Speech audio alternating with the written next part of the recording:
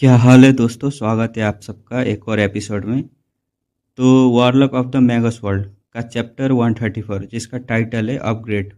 पिछले चैप्टर में हमने देखा था लेनिन की मेडिटेशन एलिमेंट एसेंस कन्वर्जन का एक डेंजरस साइड इफेक्ट और आईवी के साथ पहला मील। और चैप्टर के एंड में लेनिन ने ब्लड सैंपल मांगा था आईवी से। अब चैप्टर 134 में वो एक्सपेरिमेंट होगा और कुछ और भी होगा। तो चलते हैं, बिल्कुल चल शुरू करते हैं। सीन शुरू होता है जंगल में, खुले मैदान में, रात का वक्त। और रात बहुत ठंड वाली थी, एकदम फ्रीजिंग कोल्ड। जंगल की रातें होती ऐसी है, दिन में ठीक ठाक रहते हैं लेकिन रात में ना काफ़ी कोल्ड होते हैं। इतनी ठंड है कि ना धधकती बोनफायर भी ना हवा से ना जो ठंड है ना उसे दूर नहीं कर पा रही थी। एकदम ब्लेजिंग फायरवॉल, मतलब बहुत तेज आग। फिर भी ठंड ना यहाँ पर जीत रहा था। ये डिटेल ना बताता है कि वो एक हार्श इन्वायरमेंट में है, लेकिन टेंट के अंदर काफ़ी वार्म था, इतना वार्म कि न नींद आने लग जाती। मतलब नींद का फील आ रहा था। बाहर ठंड, अंदर आराम, बहुत अच्छा लग रहा था अंदर। लेलिन कुछ मिनट वेट किया और फिर आईवी की न छाया दिखी उसे, एकदम कांपती हुई, धीरे धीरे टेंट में घुसती हुई छाया। मतलब सिर्फ आउटलाइन ही देख पा रहा था, पूरी तरह नहीं देखा उसने। और एकदम वो न एकदम कांप रही थी, ठंड से या डर से या दोनों, शायद दोनों वजह से। क्लियरली ना नर्वस थी वो। हाथ अपनी न घाघरे और घाघरे एकदम किनारे न कस के पकड़े हुए थे। स्कर्ट समझ लो, स्कर्ट ने एकदम पकड़े हुए थे वो डर के। और इस वजह से उसके न पेल वाइट एंकल ना एकदम दिख रहे थे। ये एक बहुत विजुअल डिस्क्रिप्शन है नर्वसनेस का। हाथ अपने कपड़े को ना टाइट पकड़ना, ये अनकॉन्शियस जो होता है एंजाइटी, उसको दिखाता है। बट ना जैसे उसका ना जिस्म किसी और के कंट्रोल में हो, वो लेनिन की तरफ ना बढ़ती जा रही थी, एक एक कदम करके। डर के बावजूद वो रुक नहीं सकी, क्योंकि माइल्स ने कहा था, उसे कहा था ना उसका सुनना होगा। और एक पार्ट उसका लेनिन पे ना ट्रस्ट भी करता था। दोनों चीज़ें साथ में, डर भी और ओबीडियंस भी।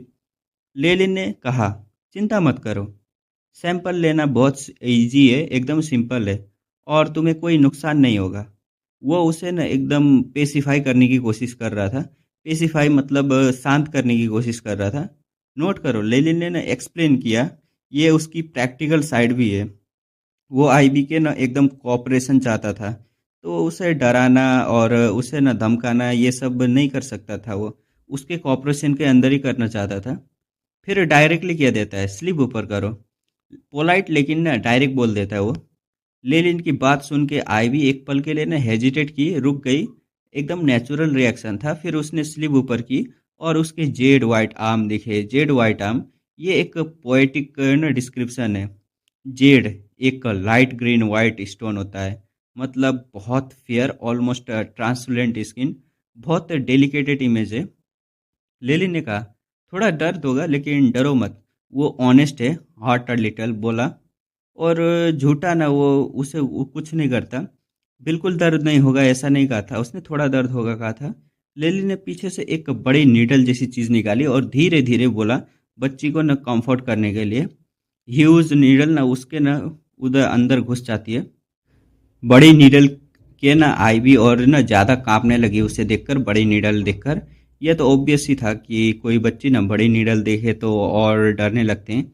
मैं खुद डरता हूँ भाई, नीडल वो सुई से भाई, मुझे नहीं करवाना। छोड़ो। लेलिन एक हाथ से ना आईवी का आर्म पकड़ता है और नीडल उसके ना एक जो नसें वसे थी ना उसे घुसा देता है। और कोई ड्रामा नहीं, बस अपना काम कर रहा था। आईवी का चेहरा ना एकदम बिगड़ गया था। जैसे निडल ना घुसी तो एकदम ना डर भरी ना रिएक्शन थे, लगता था रोने ही वाली हो, लेकिन उसने खुद को रोका, फोर्स करा अपने आप को। और ये छोटी सी बच्ची इतनी ब्रेव है, माइल्स की तरह। लैंगस्टर फैमिली का ना खून है इसमें, मतलब ना बहुत ब्रेव थी, यही कहना चाह रहे हैं। काफ़ी ब्लड निकालने के बाद लेलिन ने आईवी को ना वापस उसके टेंट में भेज दिया। और लेलिन ना खुद से अपने आप से पूछता है, ऐसा क्यों लग रहा है मुझे जैसे मैंने एक छोटी बच्ची को बुली किया है। ये एक सेल्फ अवेयर मोमेंट है। लेलिन यूजुअली इतना सेल्फ रिएक्टिव नहीं होता इमोशनली, लेकिन ये ना थॉट उसके मन में आ रहा था। लेलिन ने अपनी थोड़ी ना मतलब ठुड्डी को एकदम रब किया, हाथ में नीडल देखते हुए। सोच में था वो। ये गेस्चर ना चिन रविंग एकदम ना वो कुछ सोच रहा था, ये सोचने का साइन है। मतलब यूनिवर्सल साइन है। जब आदमी सोचता है तो चीन में तो हाथ लेके ही जाता है ना। कोई भी हो, एक छोटी बच्ची का ना, मतलब उसका जो रिएक्शन था उसे ना वो देख के पता चल रहा था कि तुमने मुझे बुली किया है, ऐसा वाला रिएक्शन था। लेकिन क्या कर सकते हैं, जो अपना लेलिन तो ना कोल्ड एकदम कैलकुलेटर जैसा है। इस लुक को ना वो एकदम निगलेक्ट कर देता है।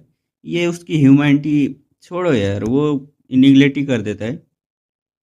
एक्सपेरिमेंट शुरू होता है अब। हाँ, कुछ सेकेंड डेज में रहने के बाद लेलिन वापस फोकस में आ जाता है सोचने के बाद, और एआई चिप को ना कमांड करता है एक्सपेरिमेंट शुरू करो, माइक्रोस्कोपिक प्रिपेयर करो और बिजनेस मोड ऑन करो। डेज मतलब एक ब्रीफ मेटल फोक, फिर वो ना वापस आया। एक्सप्रेशन सोलेम था उसका, सीरियस फोकस और काम शुरू का टाइम हो गया था उसका। उसके पतले हाथ एक्सपर्ट की तरह न हिलने लगे, लाइक बटरफ्लाई एकदम डांसिंग की तरह। कितना खूबसूरत और सिंपल था उसका।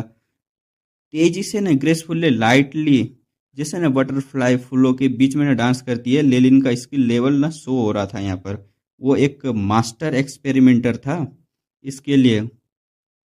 वो एक्सपेरिमेंट करता जाता है। फिर अगली सुबह लेलिन ने ना ट्यूब में ना एक पिंक लिक्विड देखा, और उसका एक्सप्रेशन एकदम अनक्लियर था। मतलब उसे ये ऑब्वियस इमोशन नहीं था, उसे कुछ पता ही नहीं चल रहा था, एंटीसिपेशन था शायद।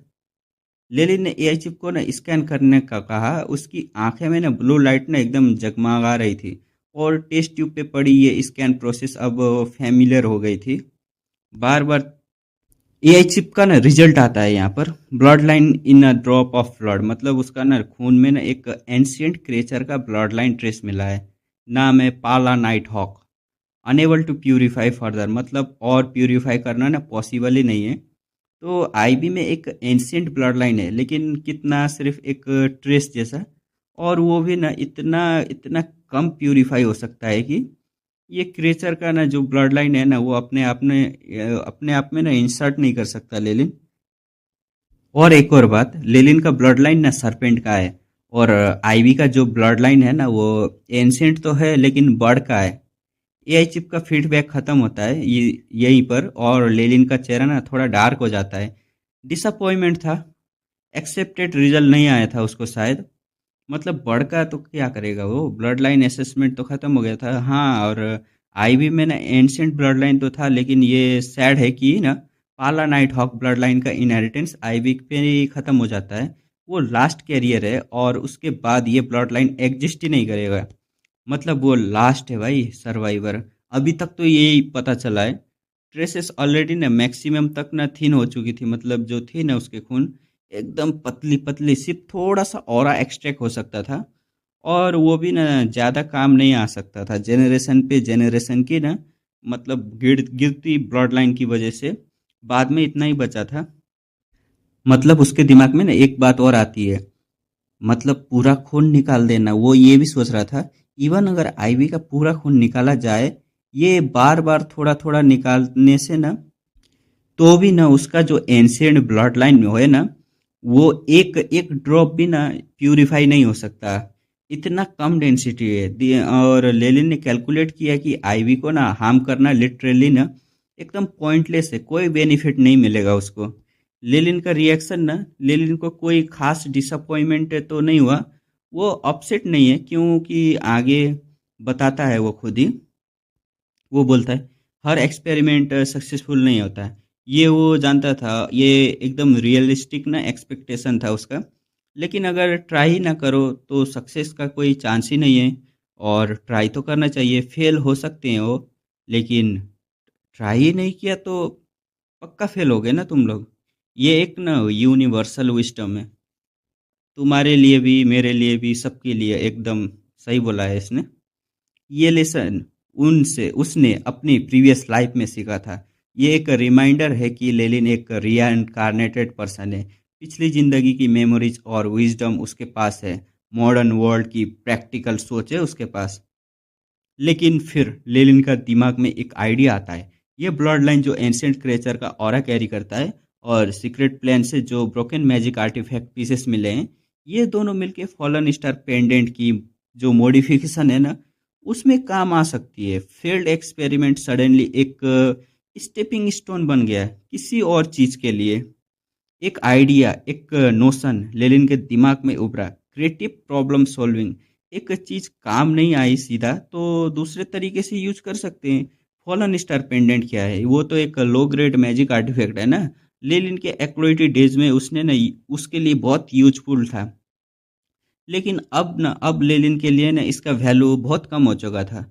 वो रैंक वन वॉरलॉक बन चुका है और लो ग्रेड आर्टिफैक्ट अब ज़्यादा काम ही नहीं आएगा।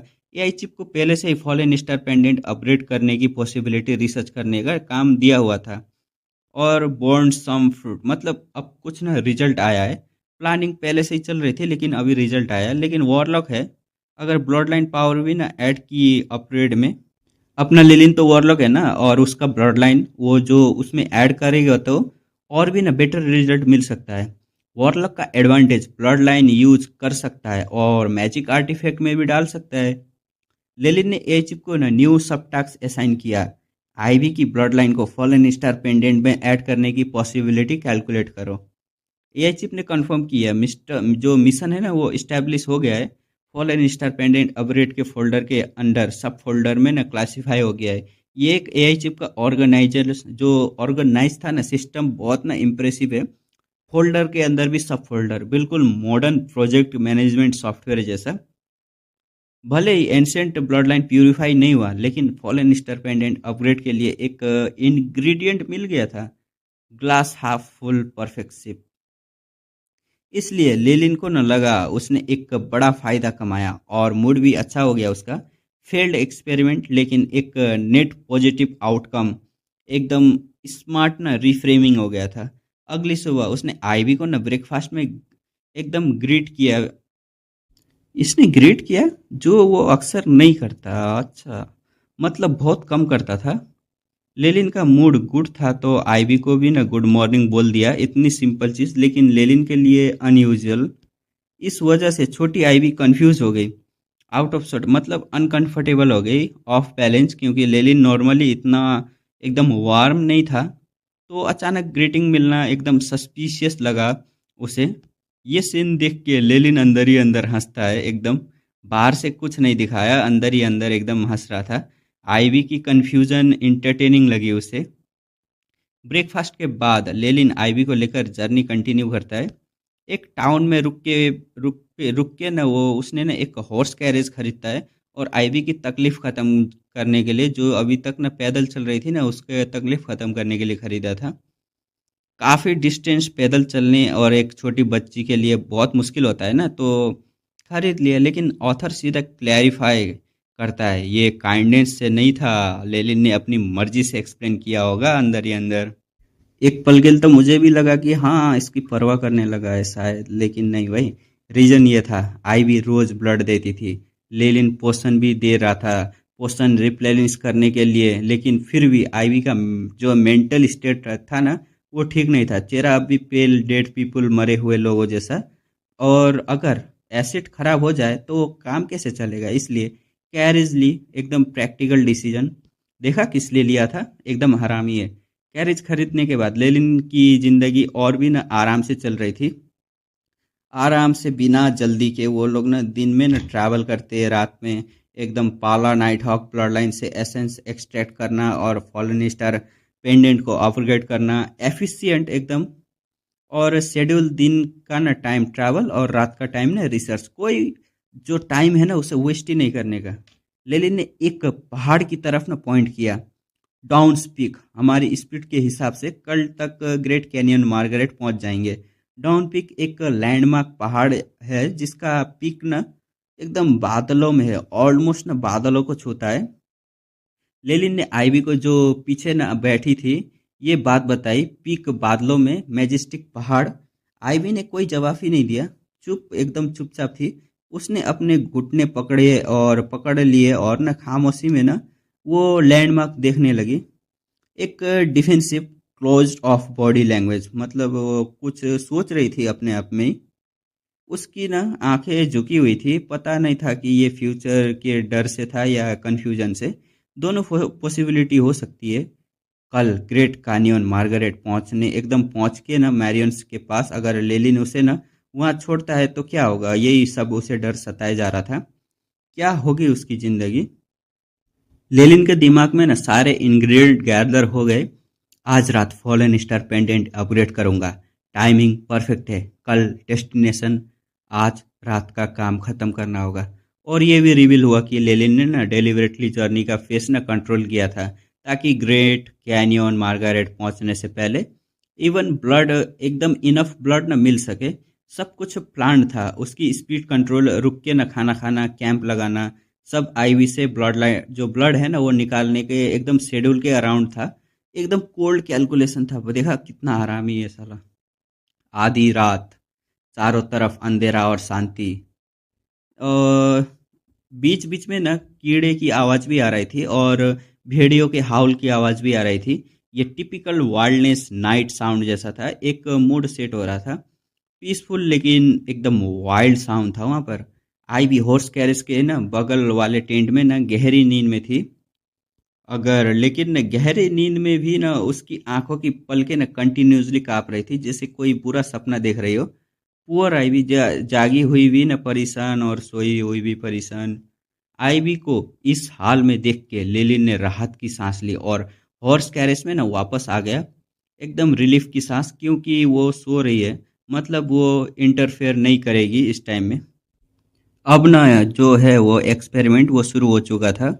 एआई चिप ने लेलिन की आंखों में ना ब्लू लाइट फ्लैश करके एकदम ट्रांसपेरेंट पेटल दिखा दिए और लेलिन ने एकदम ना स्टील जैसे ना एक हाथ से इंक्रिप्शन ना करने के लिए पेन ना एकदम क्रॉस कर लिया और एकदम पेन से ना हाथ लिखने लगा, कुछ इंक्रिप्शन कर रहा था।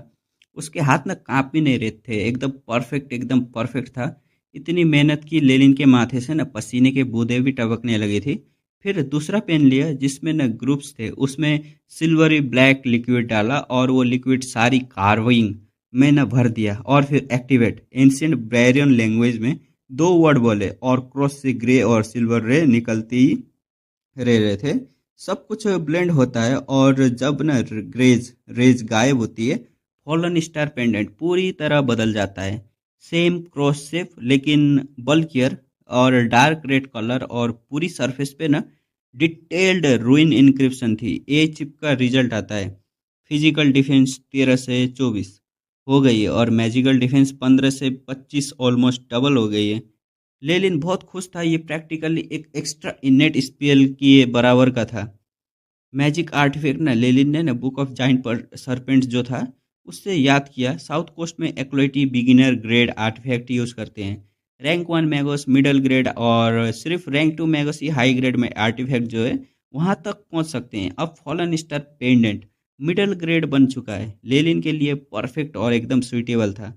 अब जर्नी का कॉन्टेक्स्ट ग्रेट कैनियन मार्गरेट एक बड़ा एरिया है जो इनलैंड डिगडोम और आसपास के किंगडम में न फैला हुआ है और यहीं से एना आइवरी रिंग टावर का रास्ता भी जाता है। लेकिन ये जर्नी काफ़ी मुश्किल है, महीने लगते हैं। एयरशिप ऑप्शन है लेकिन एकदम ना कॉस्टली है, लिमिटेड डेज भी है और गारंटी भी नहीं है।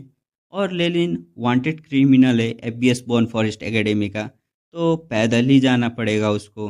आईवी ने बताया उसकी आंटी मैरियन एंगलर टाउन ऐसा में न रहती है, ग्रेट कैनियन के पास ही है। लेलिन ने डिसाइड किया रास्ता सेम है, आईवी के खून ने काम आया तो उसे न वहाँ पर ड्रॉप कर सकता है।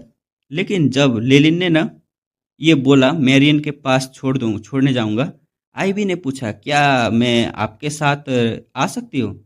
लेलिन सरप्राइज हुआ, उसने आईवी को अच्छा ट्रीट नहीं किया था और बीमार भी पड़ी, रेगुलर ब्लड भी निकाला, फिर भी ना साथ आना चाहती थी। मतलब ये है, बीमार पड़ी तो भी ना उसने ना रेगुलर ब्लड निकालना नहीं छोड़ा, फिर भी ना साथ आना चाहती थी। आईवी ने सर झुका लिया, एकदम टैक एकदम एग्रीमेंट। वो ना रिवेंज चाहती थी यल फैमिली से। लेलिन ने क्लियरली मना किया, मैगस फेयर ट्रांजैक्शन में बिलीव करते हैं, तुम्हारे पास जो भी है जान एकदम, मतलब ये कहना चाह रहा है जान और अपनी जान जो है और सेहत, कुछ भी किसी ऑफिशियल मैगोस के डील करने के लिए ना इनफ नहीं है। एकदम रूथलेस लेकिन ना सच बोल दिया था उसने। आईवी के कंधे पे कांपने लगे और वो एकदम से चुप हो गई।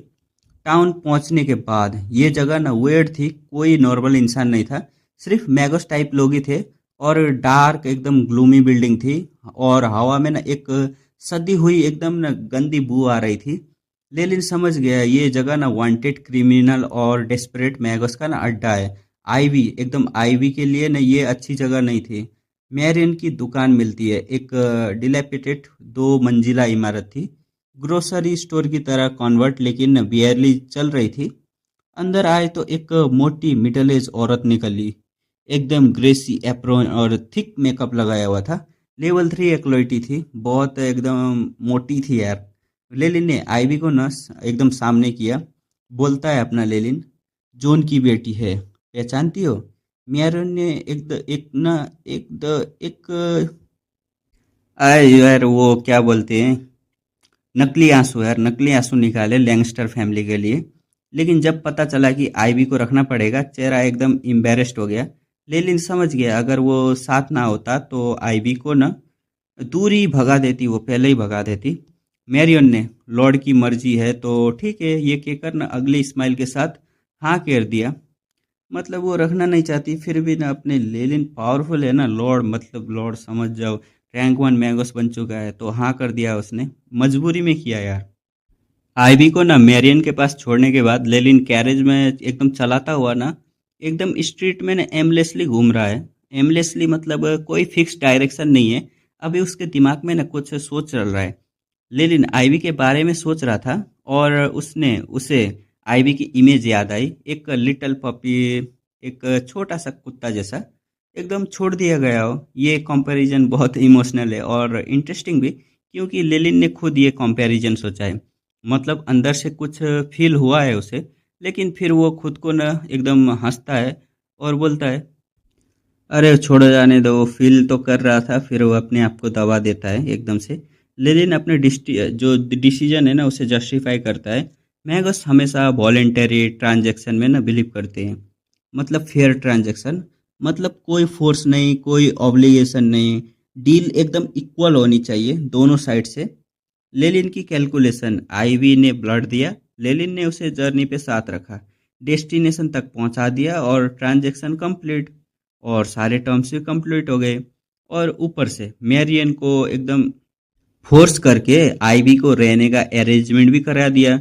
लेलिन के हिसाब से ये एक्स्ट्रा सर्विस थी जो उसने बिना एकदम मांगे ना दी थी। तो ओवरऑल लेलिन ने ज़्यादा दिया, कम नहीं। मैं मैं कुछ नहीं बोल रहा भाई, और आगे साथ रखना पॉसिबल नहीं है। यानी झंझट वाली एग्जिस्टेंस, मतलब झंझट है ना बहुत। लेनिन के पास टाइम ही नहीं है और रिसोर्स नहीं है एक बच्चे को हैंडल करने के लिए डेंजरस जर्नी में, तो वो नहीं कर सकता। एक और प्रैक्टिकल रीजन, आईबी के पास कोई कॉम्पेटिबल वॉरलॉक मेडिटेशन टेक्निक नहीं है। बिना टेक्निक के वो कभी कभी भी ना लेवल 1 एक्लोइटी बन ही नहीं सकती। तो क्या कर सकते हैं यार। वॉरलॉक टेक्निक ना ब्लड वेसल पे ना बहुत ज़्यादा स्ट्रेन डालती है। ये फिजिकली ना डिमांडिंग होती है, सिर्फ कॉम्पेटिबल ब्लड लाइन वाले ही हैंडल कर सकते हैं। किमियन पुपिल सिर्फ ना जाइंट किमियन सरपेंट ब्लड लाइन जो होते हैं उनके पास ही ना यूज कर सकती है, या फिर कोई सब स्पेसिस ही यूज कर सकते हैं। वो जो आईवी थी ना वो लड़की, उसे कितना भी पावरफुल हो सके हो जाए, लेकिन वो यूज ही नहीं कर सकती। इवन अगर दूसरे मैगस के पास ये टेक्निक हो और वो उसे ना यूज करने की कोशिश करें, फिर भी नहीं कर सकते। सिर्फ ना रेफरेंस की तरह देख सकते हैं, ब्लड लाइन एकदम समझ सकते हैं, लेकिन यूज नहीं कर सकते। सोचते सोचते ना लेलिन टाउन के सेंटर में पहुंच जाता है। टाउन के अंदर जाने पे एकदम आसपास चल रहे लोग एवरेज ना स्ट्रेंथ ज़्यादा थी, मतलब आसपास जो लोग चल रहे हैं ना उन लोगों की स्ट्रेंथ ज़्यादा थी। सेंटर में पावरफुल लोग रहते थे, एच पे वीक लोग, और सेंटर पे स्ट्रॉन्ग नेचुरल हाई रेसी की तरह ही है यार। सेंट्रल में एकदम ना लेवल 2 एक्लोइडी भी थे और कुछ ऑफिशियल मैगोस भी थे। एकदम हाई कॉन्सेंट्रेशन था यहाँ पर ना, बहुत सारे लोग थे। सारे ऑफिशियल मैगोस क्लॉक और एकदम मेंटलिस्ट में थे, चेहरे ढके हुए थे। कोई भी ना चाहता था अपनी पहचान छुपाए रखना, आइडेंटिटी हाइड करना, यानी एकदम छुपाए रखना चाहता था। जो लोग एयरशिप की जगह ना ग्रेट कैनियन मार्केट से जाना चूज करते हैं वो जनरली क्रिमिनल होते हैं, मतलब क्रिमिनल होते हैं। एयरशिप में जाने वाले कहाँ क्रिमिनल होंगे, वो तो कितने बड़े बड़े बिजनेसमैन होंगे। और ग्रेट कैनियन मार्केट जाने के लिए दो रास्ते हैं, एक है एयरशिप से और दूसरा है चल के जाओ। एयरशिप सेफ है लेकिन ना ट्रैक हो सकती है, कैनियन रिक्सी है लेकिन ना लेलिन भी ना इसे ना एकदम कैटेगरी में डालता है, तो समझ जाओ वहाँ से जाना कितना खतरनाक होगा। लेकिन फिर भी जाना चाहता है, कारण अलग अलग है। किसी ने लोकल फोर्स को ना ऑफेंड किया है, किसी के पास कुछ था जो दूसरे चाहते थे, लेकिन रिजल्ट सेम है, सबको भागना ही पड़ेगा। और इसलिए अचानक डिटेक्शन स्पेल ना यूज करना या बड़ा बैटल शुरू करवा सकता है। सबको लगता है उन्हें ना डिटेक्ट किया जा रहा है, तो इमीडिएटली डिफेंस या एग्रेसिव हो जाते हैं। एकदम एक्सप्लोजिव मोमेंट था। मतलब ये कहना चाह रहा है, अगर कोई लोग ना वहाँ पर ना यहाँ पर एकदम छापा मार दें, डिटेक्शन स्पेल यूज करे, तो यहाँ पर तो सब के सब क्रिमिनल हैं और भागे हुए लोग हैं। उनको तो लगेगा मेरे ऊपर यूज कर रहे हैं स्पेल, तो वो लोग तो अटैक के लिए ज़रूर आएंगे। इसीलिए ये जगह ना यहाँ पर कोई डिटेक्शन स्पेल यूज़ नहीं करता था, तो एकदम सेफ था यहाँ से जाना। लेलिन ने अपनी क्रिस्टल वॉच देखी, दोपहर के 5 मिनट बाद का टाइम था। मतलब फैंटेसी वर्ल्ड में ना क्रिस्टल वॉच है, इंटरेस्टिंग डिटेल है, मैजिक से बनी हुई वॉच है। आसमान ना धीरे धीरे डार्क होने लगा और सड़क पे ना लोग कम होने लगे। शाम होने वाली है, लोग अंदर जा रहे हैं। लेलिन सबसे सेंट्रल पब के सामने पहुंचा और थोड़े से सदे हुए ना दरवाजे को ना एकदम ना दस्तक देता है। डिंग डिंग करके एक ब्लैंड आवाज पूरी खाली सड़क में न गूंज गई। और एक आवाज आती है, कौन हो तुम? दरवाजा जल्दी खुला, एक लंबे बालों वाला आदमी निकलता है। थोड़े थोड़े बाल, लेलिन को ऊपर नीचे से देख रहा था, एकदम सस्पिशियस लग रहा था और बहुत क्यूरियस भी लग रहा था। लेलिन ने कहता है, मैं ग्रेट कैनियन मार्गरेट क्रॉस करना चाहता हूँ और सुना है यहाँ ट्रांसपोर्ट का कोई जरिया मिल सकता है। लेलिन ने अपना चेहरा ढका हुआ था और आवाज भी ना एकदम चेंज किए हुए था। ग्रेट कैनियन मार्गरेट, क्या आप मैगोस एकदम मैगोस लॉर्ड है? बुड्ढे ने पूछा। मैगोस लॉर्ड ऑफिशियल मैगोस के लिए एकदम रिस्पेक्टफुल एड्रेस है। मतलब रिस्पेक्ट के लिए एकदम बोलते हैं ये लोग, जो है ना मैगोस लॉर्ड बोलते हैं एकदम रिस्पेक्ट देने के लिए। बुड्ढे ने अपना सर एकदम थपथपाया जैसे रियलाइजेशन आया हो और तुरंत दरवाजा ना पूरा खोल दिया।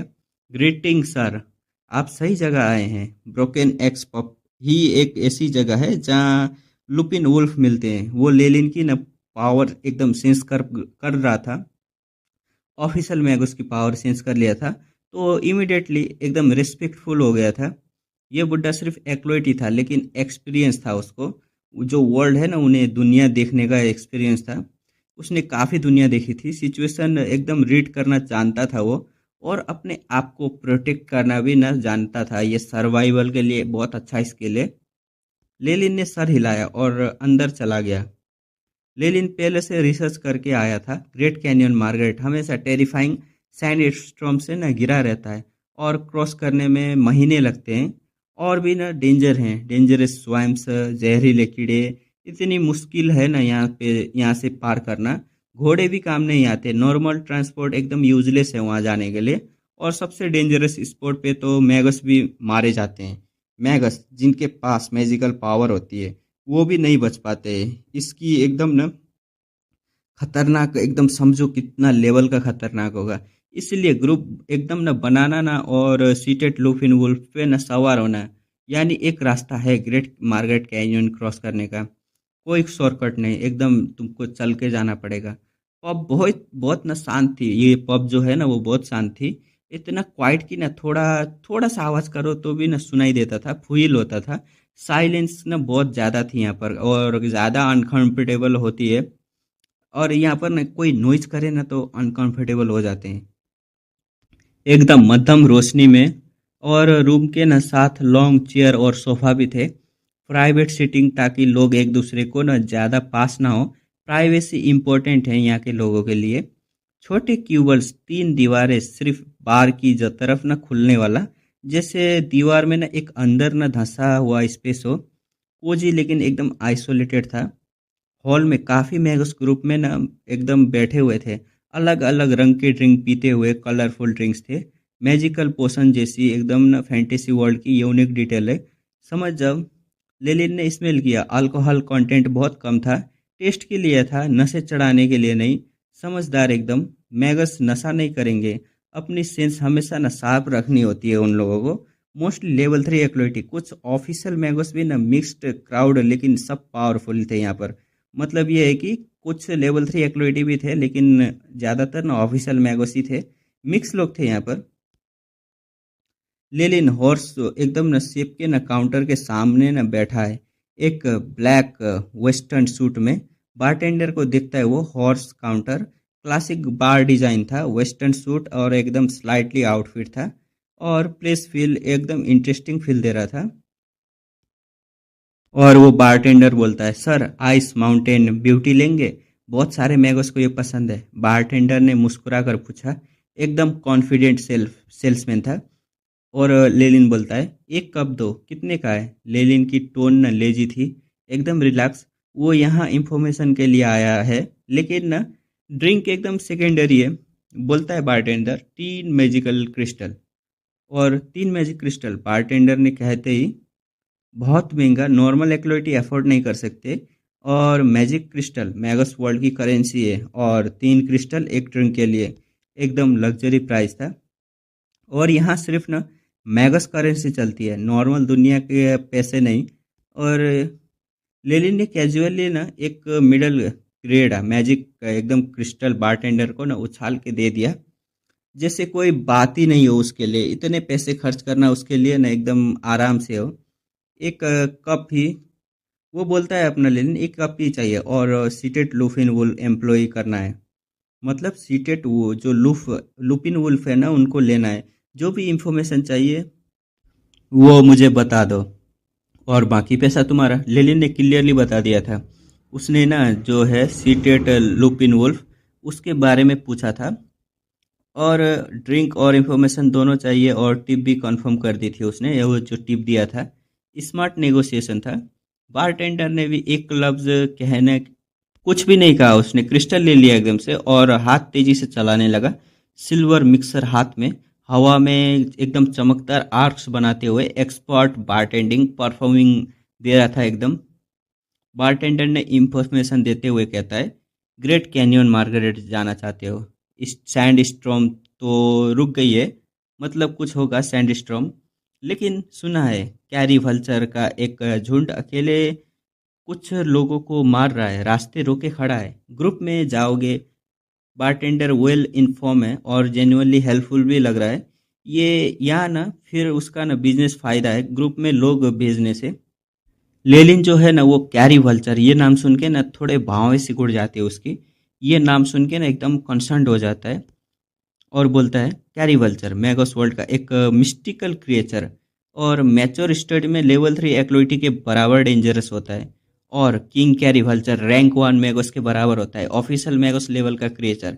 अगर एक किंग कैरी वल्चर वहाँ है तो एकदम सीरियस थ्रेट है। अगर सच में एक पूरा झुंड एकदम सप्लाई एकदम ना रूट को ना रोक के बैठा है, तो क्रॉस करना ऑलमोस्ट इम्पॉसिबल हो जाएगा अकेले के लिए। और रिप्लेनिशिंग पॉइंट एकदम मैंडेटरी है, उसके बिना जर्नी सर्वाइव ही नहीं हो सकती। लेलिन ने न सीधा पूछा, ये सारी बातें तुम्हें किसी और ने बताई है ना? शार्प ऑब्जर्वेशन थी। बारटेंडर खुद वहां न नहीं गया था, सेकंड हैंड इंफॉर्मेशन है। लेलिन वेरीफाई कर रहा था इस सोर्स को, और बोलता है, वो बारटेंडर बोलता है, हाँ काफ़ी ऑफिशियल मैगोस ने छोटे ग्रुप बना लिए हैं, लेकिन कुछ मेंबर की कमी है, इसलिए यहाँ रुके हैं, और मुझे एकदम ढूंढने का काम सौंपा है। सुइटेबल मेंबर को बारटेंडर ने ना हॉनेस्ट एकदम हॉनेस्ट रिप्लाई किया था। सुइटेबल मेंबर ढूंढो और हमको एकदम इन्फॉर्मेशन दो। वो बेसिकली ना रिक्रूट है ना, रिक्रूट मतलब रिक्रूट करने का काम करता है ग्रुप के लिए, एकदम मिडल मैन जैसा। अपना बारटेंडर कहता है, your eyes mountain beauty sir, मतलब आपकी आइसमैंड ब्यूटी वो तैयार है, ड्रिंक रख देता है वो। लेलिन ने ग्लास उठाया, ग्लास के आसपास न पतली फ्रॉस्ट की लेयर थी, और अंदर अल्कोहल थोड़ा फ्रोजन भी लग रहा था। लिटरली एक आइस माउंटेन नाम परफेक्टली मैच कर रहा था। जब लेलिन ने पिया था, एकदम ठंड मुंह से सीधा ना पूरे बॉडी में फैल गई, गले से 4 हाथ पांव तक फुल बॉडी एकदम चिल सेंसेशन हो गया उसको। फिर ठंड गई और एक जलती हुई फीलिंग आई, पहले आइस फिर फायर। पहले बहुत हल्की, फिर ना बढ़ती गई, इतनी बड़ी कि पहले की ठंड भी ना उस गर्म फीलिंग से ना दब गई। आइस डिफेक्ट फायर, फिर फायर डिफेक्ट आइस। एकदम साइकिल बहुत यूनिक ड्रिंक था, एक्सपीरियंस बहुत मज़ा आ रहा था। ये फ्रीज और बर्न का कॉम्बिनेशन बहुत स्ट्रेंज और सच में ना थ्री मैजिकल क्रिस्टल के लिए ना एकदम परफेक्ट था। लेलिन ने एक्नॉलेज किया कि प्राइस ने एकदम जस्टिफाई करती है और बोलता है अच्छी शराब है, काफ़ी टाइम हो गया था ऐसी शराब पिए। लेनिन जेन्युइनली इम्प्रेस था, वो नॉर्मली इतनी अप्रिसिएशन नहीं देता है, मतलब सच में उसे अच्छा लगा था। और बारटेंडर बोलता है हमारे कस्टमर को सेटिस्फाई करना हमारा एकदम सौभाग्य है। बारटेंडर ने हल्का झुका, एकदम और प्रोफेशनल था वो। और लेलिन बोलता है, लेलिन ने ठीक है बोला। लेलिन ने एक घूंट लिया। पहला ग्रुप ना मिलना चाहता हूँ, मतलब बोलता है अपने लेलिन, पहले ग्रुप से मिलना चाहता हूँ, फिर डिसाइड करूँगा ज्वाइन करना है या नहीं। स्मार्ट पहले एक्सेस करो, फिर कमेंट करो उनके ऊपर। और बोलता है बारटेंडर, बिल्कुल ग्रुप एक्चुअली सोलो ट्रैवल, एकदम ट्रैवल है जो सोलो सोलो अकेले अकेले लोग थे ना, उन लोगों ने मिलके बनाया है और यहाँ ही यहीं पर रुके हैं। बारटेंडर ने अरेंज करने का ना इंडिकेशन दिया। आधे महीने बाद काफ़ी सारे एक्लोइटी ना रेस्पेक्टफुल्ली और सिंसियरली ना लोगों के बड़े काले भेड़ियों पे सवार एंगल एकदम एंगुलर टावर से विदाई लेते हुए 6 लोग थे, एक ग्रुप था। ग्रेट कैनियन मार्केट की तरफ जा रहे थे। सीटेड लुपिन वुल्फ, एकदम वो ना माटे ब्लैक कलर के होते हैं, सर पे एक रेड फर का पैच, काला बॉडी, लाल क्राउन, बहुत एकदम अच्छे लुक के थे, अप्रियंस बहुत था। आगे के ना पैर जो थे ना, दो पैरों में ना सोने के पीले रिंग थे जो उनके गले से ना एकदम लिंक था। ये शायद ना कंट्रोल मैकेनिज्म है या आइडेंटिटी मार्कर जैसा है। हर वुल्फ में ना 5 मीटर से ऊपर लंबे, 2 मीटर चौड़े, ये मॉन्स्टर साइज के थे, नॉर्मल हॉर्स से कई गुना बड़े। मतलब 5 मीटर लंबे, कितने लंबे होंगे सोचो। 2 मीटर चौड़ा, ये मॉन्स्टर एकदम मॉन्स्टर साइज का ही है भाई। देखने में बहुत खूंखार, एकदम विजियस, और हर कदम काफी मीटर का, इसलिए बहुत तेज थे। साइज के साथ एकदम स्पीड भी बहुत ज्यादा थी। और कमर पे दो हम्प जैसा उभरने वाला, बिल्कुल ना कैमल की तरह। दो ट्रैवल ना एकदम बैठ सकते थे, बैठने के लिए एकदम परफेक्ट डिजाइन था। लॉन्ग जर्नी के लिए बहुत अच्छा था ये। मतलब ऊँट के जैसा यार, ऊँट के जैसा ना, जो बीच में ना एकदम उठा रहता है ना, वैसा ही था। दो थे। ऊँट का तो एक ही होता है ना, उसका दो था। ऊँट का दो होता है या एक होता है, पता नहीं। तो दोस्तों, ये एक जगह है ना, ग्रेट कैनियन मार्केट, ये एक बहुत ही अजीब और खतरनाक जगह है। यहाँ मैजिक, रेडिएशन और जियोग्राफी दोनों मिलके एक वाइल्ड इन्वायरमेंट ना बनाते हैं। एक ही जगह में ना तुम देख सकते हो घास के मैदान, पहाड़, जंगल, दलदल और रेगिस्तान, सब कुछ एक साथ देख सकते हो। और मौसम का तो कोई भरोसा ही नहीं है यहाँ पर। एक पल में धूप, अगले पल में भयंकर तूफान। ये जगह एक कंप्लीट अनप्रिडिक्टेबल जोन है। और इन सब से भी ना बड़ा खतरा है यहाँ पर सैंडस्टॉर्म, यानी बीच बीच में ना आने वाली रेत का तूफान। ये इतना भयंकर होते हैं कि खुद ऑफिशियल मैगोस भी ना इनसे भागते हैं। लेकिन एक अच्छी बात यह है कि इन बड़े सैंडस्टॉर्म के आने के स्पेसिफिक टाइम होते हैं, इसलिए ये रास्ता बिल्कुल इम्पॉसिबल भी नहीं लगता है। अब आता है इस चैप्टर का सबसे interesting element, seated Lupin wolf. ये एक यूनिक स्पीसीज हैं जो सिर्फ ग्रेट कैनियन मार्गरेट में पाए जाते हैं।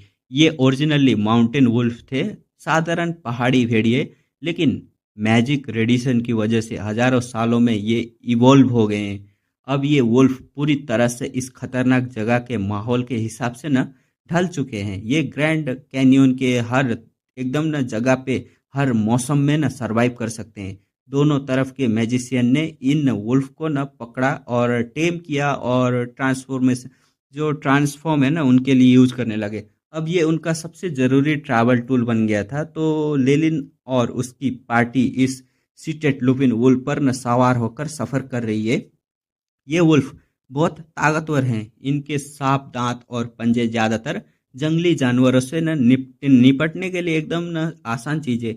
इसका मतलब है मैजिशियन को बार बार स्पेल कास्ट करना नहीं पड़ेगा, वो आराम कर सकते हैं सफ़र के दौरान। लेलिन ने एक ऑब्जर्वेशन भी किया, इस इतने बड़े टेरिटोरी में ब्रोकन एक्स पब इतना सक्सेसफुल है कि तो जरूर कोई बड़ा मैगोस फैमिली या फैमिली मिलके ना इस टेरिटोरी को ना कंट्रोल कर रही होगी, तभी इतना बड़ा बिजनेस ना चला सके हैं। मतलब ये कहना चाह रहा है ये जो है ना ब्रोकन एक्स पब इतना सक्सेसफुल है तो जरूर कोई ना कोई तो बड़ा मैगोस फैमिली होगा ना उसे सपोर्ट करने वाला, और वो सब मिलके ना ये बिजनेस बिजनेस ही तो है, बिजनेस चला रहे हैं। सफर के बीच में अचानक मौसम न बदल जाता है, एकदम से आसमान में बादल छा जाते हैं, बिजली चमकने लगती है और गरज सुनाई देती है। अब सबसे इंटरेस्टिंग बात, लेलिन की तरफ आसमान बिल्कुल साफ था और दूसरी तरफ काला तूफान, एक ही नज़र में, एक तरफ रोशन उजाला और दूसरी तरफ अंधेरा। लेलिन इस नज़ारे को एक ब्यूटी कहता है, मतलब इनडिस्क्राइबेबल ब्यूटी। लीडर ने सबको ना वार्निंग दी, तूफान आ रहा है, एकदम भागने, एकदम ना भीगने से बचो। लेलिन ने अपने वुल्फ को ना एकदम ना वुल्फ का जो थैला था उससे एक बड़ा ट्रैपोलिन निकाला और अपने ऊपर ना डाल लिया। नो ड्रामा, नो कॉम्प्लीमेंट, सिर्फ एकदम प्रैक्टिकल एक्शन। थोड़ी देर में पूरी टीम तूफान के जोन में आ गई। ठंडा हवा और छुरी की तरह एकदम न चीरने के लिए, न काटने के लिए रेडी। फिर मोटी मोटी बारिश की बूंदें गिरने लगे और जल्दी ही ये भयंकर बारिश में बदल गया। घास का मैदान अब दलदल बन गया था, जमीन काफी न कीचड़ भरी हो गई थी और यहाँ ये जगह ना एकदम क्विक क्विक सैंड के ट्रैप में भाई एकदम फंसने के लिए ना रेडी हो गया था। एक बार पैर पड़ गया तो पूरा इंसान ना नीचे खिंच जाएगा, इतना बड़ा दलदल हो गया था। लेकिन तब लेलिन के वुल्फ ने कुछ किया जो बहुत ना अमेजिंग था। वुल्फ के चारों पांव से एक सफेद रोशनी निकली। ये रोशनी एक स्पाइरल पैटर्न में न घूमने लगी और जब रोशनी एकदम छट गई, वुल्फ के पांव पर एक मोटी फर की ना कोट आ गई थी, बिल्कुल हुप्स की तरह। और फिर ये वुल्फ पानी के ऊपर ना एकदम फ्लैट ग्राउंड की तरह ना चल रहे थे, बिल्कुल नॉर्मल स्पीड में। पूरी टीम की स्पीड फिर से ना बढ़ गई थी। लेलिन ने वुल्फ की ना एकदम सहलाने लगा और उसने देखा वुल्फ के बाल एक स्किन की तरह ना एकदम टाइटली चिपक चिपक गए हैं। ऊपर एक नेचुरल ऑयल ऑयल जो था ना, तेल का लेयर भी आ गया है। लेयर आ गया है, बिल्कुल एकदम रेन कोट की तरह। बारिश की एक भी बूंद ना वुल्फ पर ना नहीं, एकदम ना नहीं, अंदर नहीं घुस पा रही थी। लेलिन ने दिल ही दिल सोचा, ये क्रिएचर ना नेचर और मैजिक का ना एक अद्भुत ना मिलाव है। वो विशिंग करता है, मतलब विश करता है कि लाइट मैगोस रीजन में और भी अजीब मैजिकल माउंट्स मिलेंगे उसे। आखिरकार टीम अंधेरा होने से पहले बारिश के जोन से निकल गया और एक स्टोन फॉरेस्ट में ना पहुंच गया। रात वहां कैंप लगाने का डिसीजन लेते हैं ये लोग। टेंट टेंट ना पिच की गई, सब लगाया गया। वुल्फ को भी ना एक गार्ड, मतलब एक गार्ड के लिए ना छोड़ दिया गया, मतलब गोल घेरा में छोड़ा है इन लोगों को। वुल्फ ना सबके टेंट के अराउंड ना एकदम लेट गए, जैसे ना वो ना एकदम ड्यूटी पे हो। लेलिन ने अपने टेंट में ना मेडिटेशन कंप्लीट की और अपना स्टेटस चेक किया। रैंक 1 वॉरलॉक ब्लड लाइन जो है, रैंक 1 हो चुका है। जाइंट किमियोन सरपेंट का ब्लड लाइन है। Strength 7.1, agility 6.7, Vitality 8.5, spiritual force 28.3, magic power 28, element essence conversion 1%, और स्टेटस एकदम हेल्दी है। इतने दिनों की मेडिटेशन के बाद स्पिरिचुअल फोर्स में न सिर्फ 0.1 की न बढ़ोतरी हुई थी। ये स्लो लगता है ना, लेकिन एक्चुअली ये बहुत अच्छा है, क्योंकि जो है ना ज़्यादातर मैगोस को ना अपनी स्पिरिचुअल फोर्स बढ़ाने के लिए एक्सपेंसिव हाई ग्रेड रिसोर्स चाहिए होते हैं। लेकिन लेलिन को सिर्फ रेगुलर जो है ना मेडिटेशन, उसी से ग्रोथ मिल रही है। ये ओवर पावर्ड है। एलिमेंट एसेंस कन्वर्जन भी ना इम्पोर्टेंट है, ये रैंक 2 एडवांसमेंट के लिए ना एक रिक्वायरमेंट है और ये रैंक 1 स्पेल की पावर भी बढ़ाता है। लेलिन अब वॉरलॉक पाथ की एक बड़ी वीकनेस समझ चुका था। वॉरलॉक एक एंशिएंट मैगस की एकदम रेयर ब्रांच है। इन्हें अपनी ब्लड लाइन की पावर एकदम डेवलप करनी होती है और साथ में नॉर्मल मैगस की तरह ना भी ना कल्टीवेट करना होता है। दोनों एक साथ करना पड़ता है। इसका मतलब एडवांसमेंट रिक्वायरमेंट नॉर्मल मैगस जितनी ही है, प्लस ऊपर से ब्लड लाइन कॉन्सेंट्रेशन भी ना काफ़ी हाई चाहिए। अगर ब्लड लाइन वीक रही तो एडवांसमेंट जो है वो फेल भी हो सकता है। ये एडवांसमेंट के बाद कोई इनेट स्पेल भी नहीं मिलेगी। मतलब फेल हो गया ना तो उसके बाद पास होगा तो चांस नहीं, ज़्यादा चांस नहीं होता उसे इनेट स्पेल मिलने का। लेकिन इनका एआई चिप सिमुलेशन भी ना यहाँ कंफर्म करता है, अगर वॉरलॉक पाथ इतना ही इजी होता तो सारी मैगस वो जो वर्ल्ड है वो उसमें ना सिर्फ वॉरलॉक ही होते हैं, लेकिन ऐसा नहीं है ना। हाउएवर एक बार जो वॉरलॉक ब्रेक थ्रू कर लेता है उसकी पावर सेम रैंक के मैगस से काफ़ी ज़्यादा होती है। रिक्स है, लेकिन रिक्स हाई है, लेकिन रिवॉर्ड भी तो है इसमें। और लेलिन के लिए उसकी पर्सनल एडवांटेज को देख के वॉरलॉक पाथ ही उसके लिए ना सबसे ज़्यादा सुइटेबल जो है वॉरलॉक पाथ ही है। टेंट से बाहर आके लेलिन अपने ना वुल्फ को एक बड़ा ब्लू कोड खिलाता है। वुल्फ खुशी से उसे ना हाथ एकदम उसके हाथ चाटने लगता है। तब उसकी नेबर नेबर जो है पड़ोसी लांसी भी ना बाहर आती है। वो भी अपने वुल्फ को ना खाना खिलाने एकदम खिलाने के लिए आई थी। दोनों थोड़ी देर बात करते हैं, अचानक एक पास की ना चट्टान हिलती है। एक छोटा सा स्प्रिट निकलता है पूरा ब्राउन कलर का, एकदम स्कॉटिश कस्ट्यूम में। एक ना वो ना हार्प एकदम बजा रहा था, गा रहा था। लांसी शौक हो जाती है देखकर, ब्राउन स्टोन सिंगर ये तो एक्सटिंक्ट हो गए थे। मैंने नहीं सोचा था कि ये कभी देखेंगे। ओल्ड गीजर लीडर भी ना बाहर आ एकदम आ जाता है और ना स्प्रिट को देख के ना एकदम वो क्या बोलते हैं, शॉक हो जाता है वो एकदम से वो स्प्रिट को देखकर। लेनिन एक्सप्लेन करता है ये मिस्टीरियस एबिलिटी वाला क्रिएचर है, लेकिन अटैक स्ट्रेंथ नहीं है इसमें। लांसी उसे ना छूना चाहती है, लेकिन एक बड़ा सा बंदा जो भी सुन रहा था बाहर आ जाता है और कॉन्टेम्प्ट के साथ कहता है मुझे इन्हें पकड़ के रिसर्च करनी है।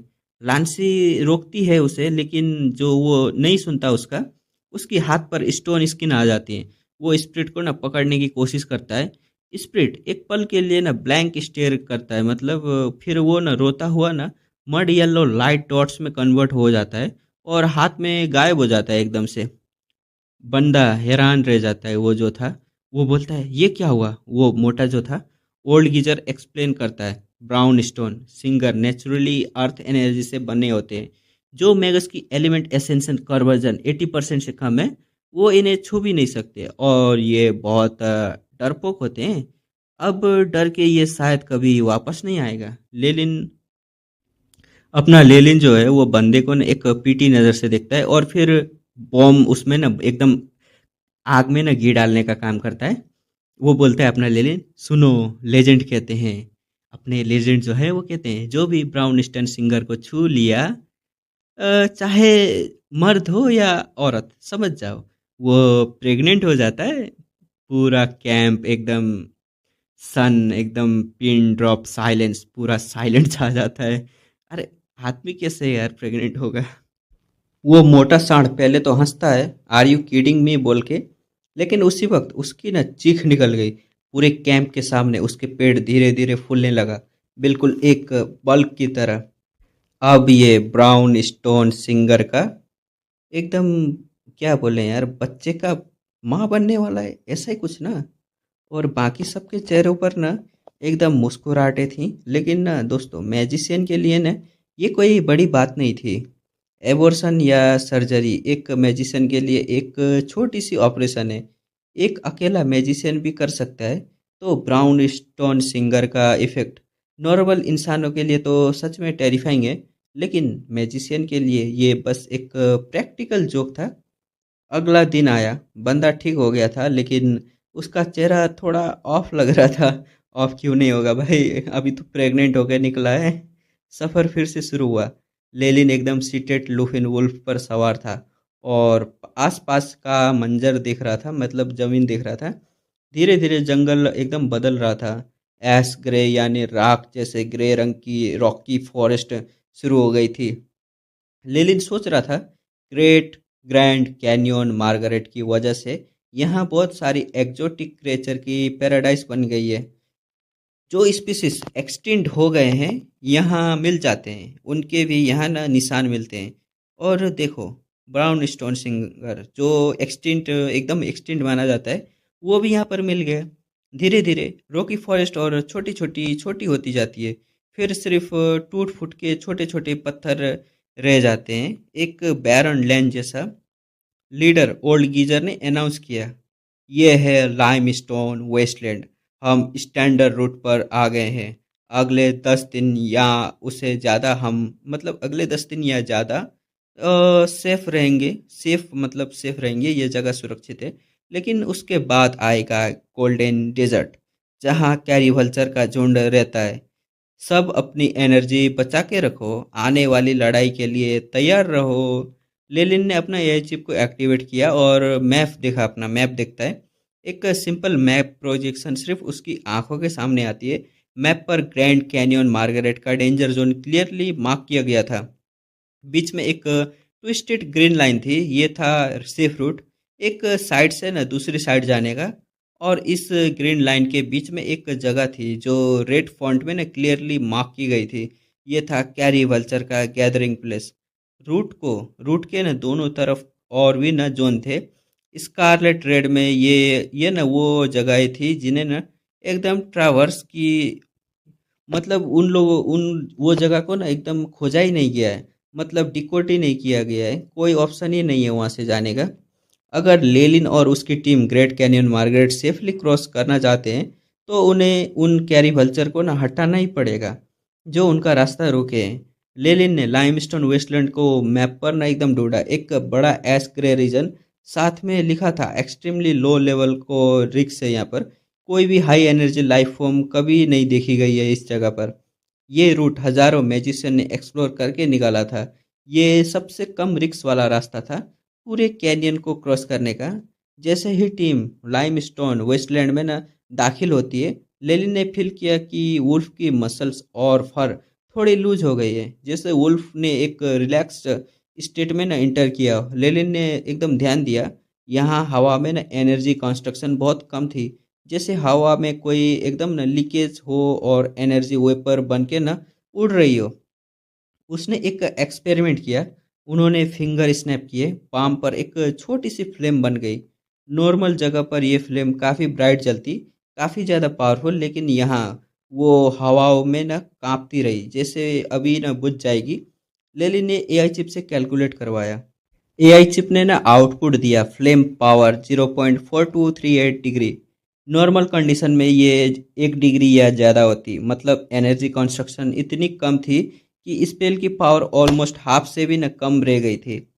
लेलिन ने न समझ गया, वो समझा ये स्पेल कास्ट करने के लिए सबसे स्ट्रेंथ लगेगी, मतलब यहाँ पर जो भी स्पेल कास्ट करोगे उसके लिए ज़्यादा पावर एक्स्ट्रा फोर्स चाहिए, और जो रिजल्ट है वो भी वीक आएगा।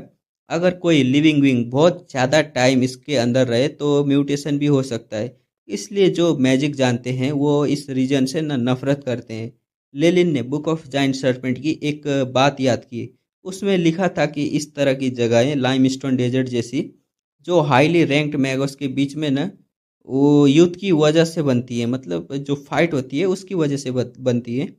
अब लेलिन को पूरा यकीन हो गया, ग्रेट कैनियन मार्गेट का बहाना तो मतलब बनाना ना, जो बनाया था ग्रेट कैनियन मार्गरेट, इस जगह को बनाने वाले ने ना दो ग्रेट मैगोस की ना मतलब फाइट हुई थी, ये फाइट का रिजल्ट था। लेकिन इस बैरन वेस्टलैंड का ना एक फ़ायदा भी था, कोई रैंडम एक्जोटिक क्रिएचर नहीं थे यहाँ पर, एम्बुश कर सके वैसे क्रिएचर नहीं थे। टीम जो है उन लोगों की, वो आराम कर सकती थी, एनर्जी कंसर्व कर सकती थी, अगले चैलेंज के लिए ना एकदम रेडी हो सकते हैं। और यही हुआ, लाइमस्टोन वेस्टलैंड में उन्हें 15 दिन लगे। बीच में कुछ बुरा मौसम आया, कुछ सिचुएशन भी आई, लेकिन वेल प्रिपेयर्ड मैजिशियन लेलिन के लिए ये सब मैनेज हो गया था। लाइमस्टोन वेस्टलैंड से निकलने से एक रात पहले जो ओल्ड गीजर था ना लीडर अपना, और लांसी ने ना सारे 6 मैगस को ना इकट्ठा किया। ओल्ड गीजर बोलता है, कल से हम लाइमस्टोन डेजर्ट से बाहर होंगे और हम इंटर करेंगे गोल्डन डेजर्ट में।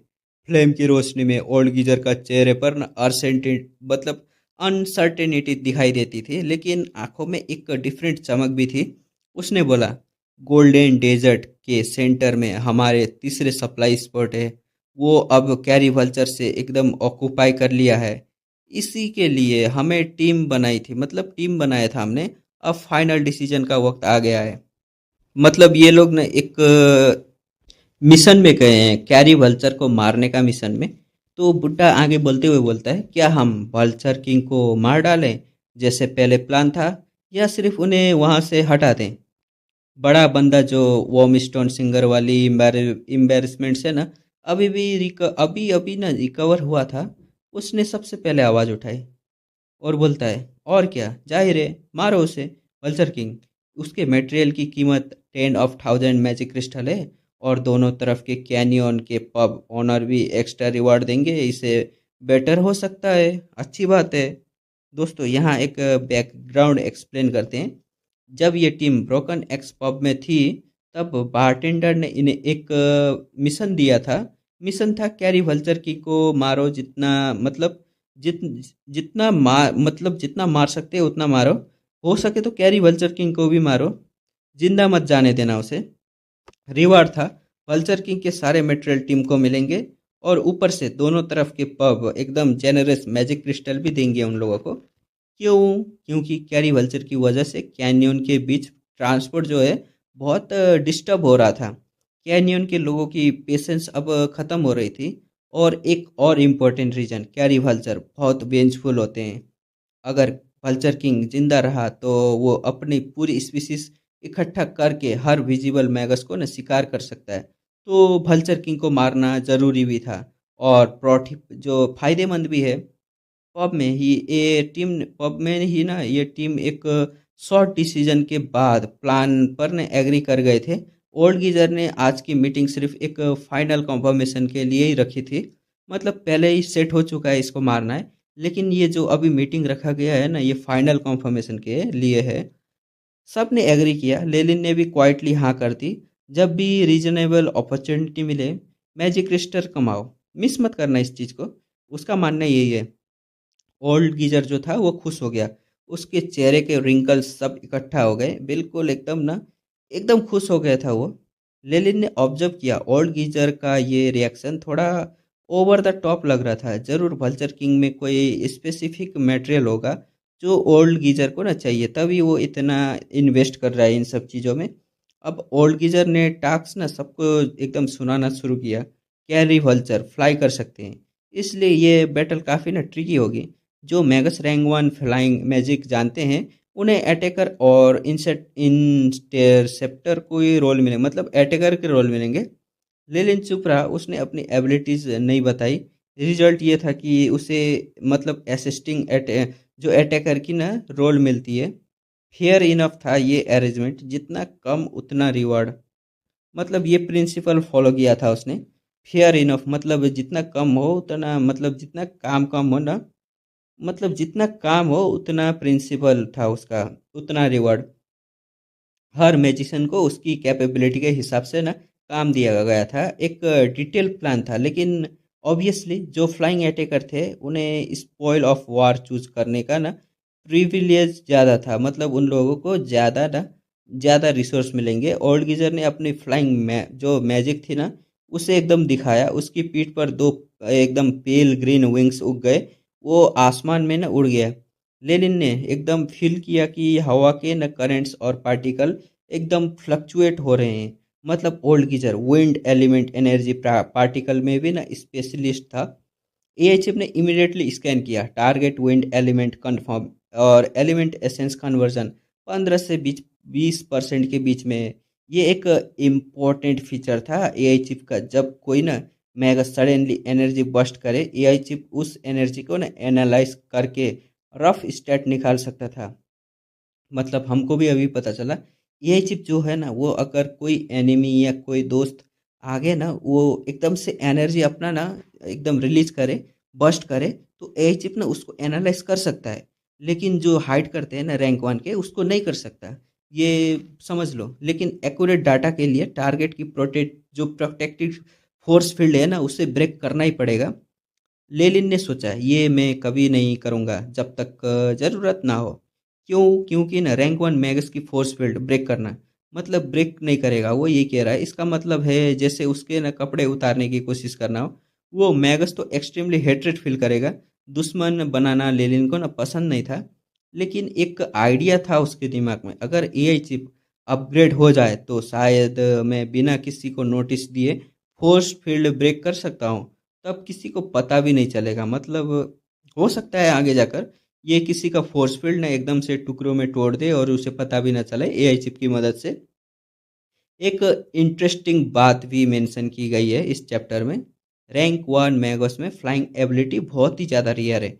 Specialised rank one flying magic काफ़ी कम लोग जानते हैं, और जो जानते भी हैं वो प्रैक्टिकली इतनी यूजफुल नहीं होती। कुछ लोग मैजिक आर्टिफैक्ट यूज करते हैं जो फ्लाइंग में हेल्प करते हैं। जैसे बोसेन वाला कैरेक्टर, उसके पास एक मेटेलिक बॉल था ना जिसका नाम था ब्राइट सिल्वर। एक्लोइटी लेवल पर ये यूजफुल था, लेकिन ऑफिशियल मैगोस के लिए ये वीक था। स्पीड भी स्टैंडर्ड तक नहीं थी फ्लाइंग एड के लिए, और बिल्कुल जोक था वो। तो ओल्ड गीजर लीडर जो रैंक वन फ्लाइंग मैजिक एकदम जानता था मैजिक को, ये जेन्युइनली रेयर और इम्प्रेसिव था। एकदम वो तो ना सब कुछ जानता है ना, मतलब फ्लाइंग में ना एकदम मास्टर है वो, मास्टर। ग्रैंड मास्टर तो नहीं, मास्टर लेवल में है वो। तो बोसेन का जो है वो अभी ये क्या इसको ना पावरफुल दिखाने के लिए बोला है। चलो छोड़ो, जाने दो। वीडियो यहीं पर ख़त्म करते हैं, मिलेंगे नेक्स्ट एपिसोड में। तब तक के लिए बाय बाय।